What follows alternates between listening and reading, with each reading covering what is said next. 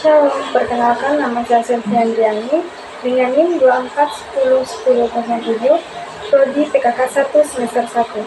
Di sini saya akan kembali membahas dari materi Ilmu Sosial Dasar yang berjudul Mobilitas Sosial dan Perubahan Sosial. Mobilitas sosial adalah pergerakan atau perubahan posisi individu atau kelompok dalam struktur sosial suatu masyarakat. Ini meliputi perubahan status, peran, atau kedudukan sosial yang seringkali diukur berdasarkan faktor seperti status ekonomi, pendidikan, atau pekerjaan. Mobilitas sosial dapat bersifat vertikal, yaitu naik atau turunnya status sosial, seperti dari kelas ekonomi rendah ke kelas menengah, atau horizontal, yaitu perpindahan dalam status. Ada beberapa faktor yang mempengaruhi mobilitas sosial, diantaranya yang pertama ada pendidikan, kedua ada ekonomi, yang ketiga perubahan sosial dan ekonomi, yang keempat kebijaksanaan pemerintah. Perubahan sosial. Perubahan sosial adalah transformasi atau pergeseran dalam struktur dan pola kehidupan masyarakat yang mencakup perubahan nilai, norma, sikap, perilaku, lembaga, serta sistem sosial secara keseluruhan. Perubahan sosial dapat bersifat, yang pertama ada lembaga, yaitu evolusi.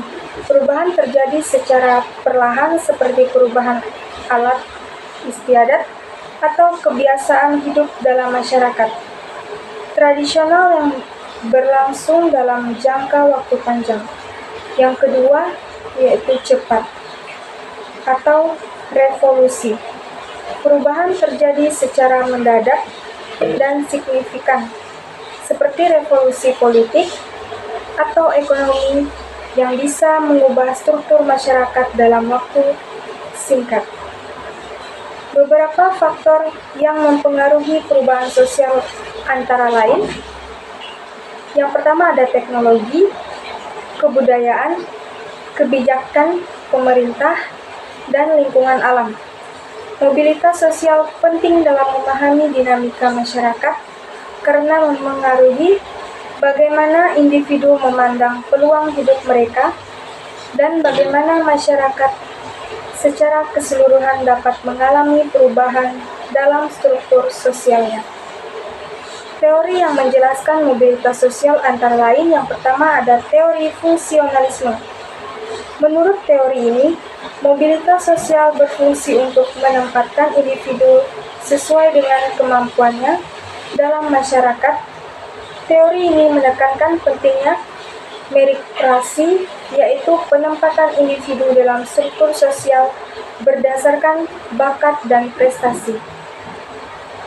Yang kedua ada teori konflik yang dipopulerkan oleh Karl Marx, melihat mobilitas sosial dalam kerangka ketidaksetaraan dan perjuangan kelas.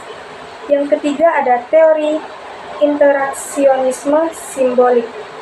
Teori ini menyoroti pentingnya makna sosial dan interaksi dalam proses mobilitas.